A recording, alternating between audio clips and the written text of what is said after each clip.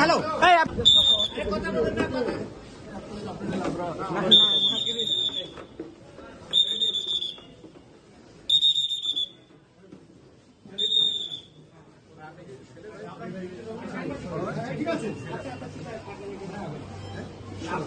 মোহাম্মদ আবদাল নাসের তাকে আজকে মিরপুর থানা একটি হত্যা মামলায় তদন্তকারী কর্মকর্তা তাকে গ্রেপ্তার করে বিজ্ঞ আদালতে উপস্থাপন করে 7 দিনের রিমান্ড পাঠানো হয়।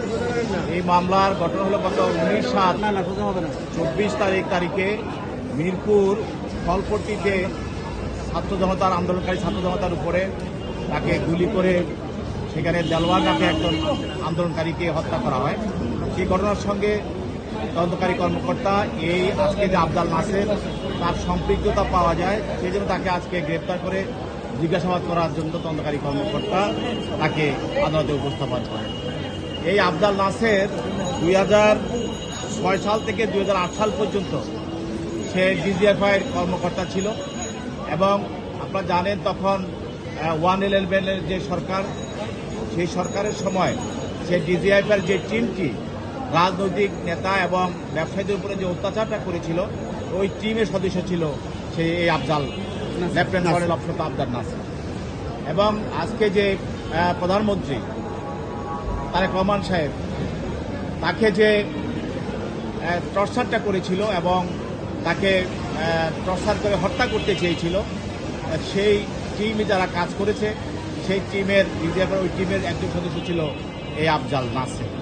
এবং এছাড়াও সে বিএনপির এবং অনেক বড় বড় নেতাদের তারা যে টিমটা ধরে নিয়ে এসে তাদেরকে অত্যাচার করেছে, মিথ্যা অপবাদ দিয়ে মামলা করেছে, সেই টিমের সদস্য ছিল এই আবদাল নাসের। সর্বশেষ যে বিষয়টা আপনারা জানেন যে আবদাল নাসের এখন ইউনাইটেড হসপিটালের কিংবা ইউনাইটেড গ্রুপের সে একজন প্রশাসনিক কর্মকর্তা। দেশনেত্রী বেগম খালেদা জিয়া, বাংলাদেশের 3বারের সফল প্রধানমন্ত্রী, দেশের স্বাধীনতা সার্বভৌমত্বের প্রতীক, তাকে যে ফ্যাসিস্ট হাসিনা মিথ্যা মামলা দিয়ে জেলে রেখে অত্যাচার করে তাকে যে মৃত্যুর মুখে পতিত করেছিল এবং বিদেশে চিকিৎসা নেওয়ার জন্য তাকে বাধা দিয়েছিল বা তাকে দেয়নি, তিনি অনুরূপায় হয়ে ইউনাইটেড হসপিটালে চিকিৎসা নেওয়ার জন্য তাকে নেওয়া হয়েছিল। কিন্তু এই আবদাল নাসের ইউনাইটেড গ্রুপের প্রশাসনিক কর্মকর্তা থাকার কারণে তার ক্ষমতা ব্যবহার করে তাকে ইউনাইটেড হসপিটালেও চিকিৎসা নিতে দেয় নাই।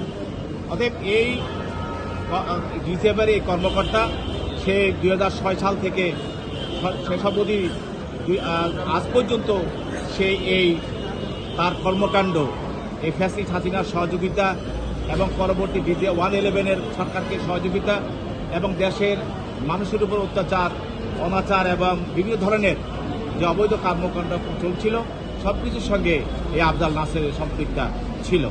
আজকে তাকে এই মামলায় গ্রেপ্তার করা হয়েছে। গ্রেপ্তার করে তার পক্ষে তার আইনজীবীরা ছিল, তারাও বক্তব্য রেখেছে। উভয় পক্ষের বক্তব্য শোনার পর বিজ্ঞ আদালত 6 দিনের রিমান্ড মঞ্জুর করে তাকে তদন্তকারী কর্মকর্তার কাছে প্রদান করেন, তাকে আরও অধিকতর দিকে সরান।